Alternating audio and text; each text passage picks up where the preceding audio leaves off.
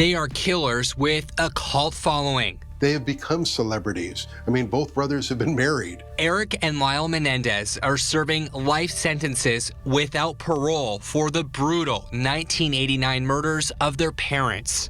Using shotguns from a Big Five store in San Diego, they fired several rounds as Kitty and Jose Menendez sat in their Beverly Hills mansion watching TV. Now that is extreme sexual molestation, extreme abuse, and Eric has managed to cope. The brothers, just 18 and 21 at the time, argued self-defense, claiming their father sexually abused them and their mom didn't stop it. And after that, Jose said to him, "If you ever cry out again, I will tie you to a chair and beat you till you die." Now, decades later, TikTok, along with a new Netflix drama and documentary, are triggering calls for the men to be freed. And it seems the pressure is working. On March 20th, the brothers, now 54 and 57, have a resentencing hearing in LA. You know, it's been an interesting kind of journey for the brothers, and a lot of it is because of the media attention. San Diego defense attorney Randy Grossman. Now, here's the thing. Because both the brothers were under the age of 26 at the time that the crime occurred, 18 years old, 21 years old, they could be released immediately. Former LA District Attorney George Gascon wants the brothers resentenced to life with parole. Given the totality of the circumstances, I don't think that they deserve to be in prison until they die. Gascon, who lost his re-election bid last November, argues the brothers have rehabilitated.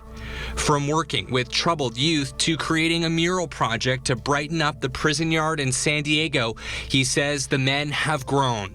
They've earned multiple degrees, founded support programs, and acknowledged their heinous crimes. While the Menendez brothers may have rehabilitated, their prison records aren't totally clean. These documents I obtained through a public records request show the brothers have each had 2 serious rule violations while here at Donovan. The state will not tell us what those specific violations are, but court documents give some insight. Documents filed by the LADA say Eric has broken prison rules 8 times. In recent years, he's been caught with a cell phone. He's also gotten into trouble for fighting, pretending to take medication, and disobeying an order. In 2006, he lost privileges after his female visitor had her hand on his groin area. A correctional guard who wrote up Eric said this behavior was performed in the presence of a minor. As for Lyle, he's been caught breaking prison rules 5 times over his 3 decades behind bars. Having a cell phone, possessing contraband, and refusing an order are what's gotten him written up.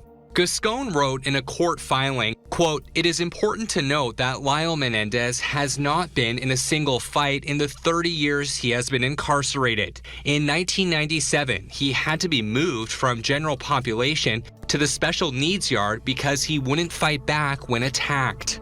Attorney Grossman says the brothers' records behind bars could be their ticket to freedom. State law allows courts to reduce sentences regardless of how heinous the crimes were.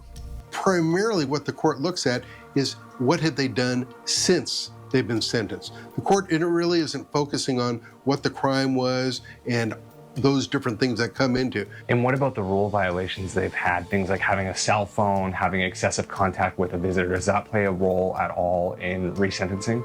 Absolutely. The judge will consider those different things, especially, because there's been so much talk about being model prisoners. Now, over 35 years, some of these violations are really considered minor. Grossman says ultimately the judge who oversees the brothers' resentencing hearing will have a huge amount of discretion. Some judges that I've appeared before are very happy to see growth, that people have attended classes, that they've, done all these different things. Other judges get really offended by violations. Like, well, why were they using a cell phone?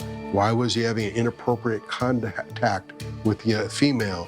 If the judge decides to resentence the infamous brothers, they could be referred to the parole board or released immediately.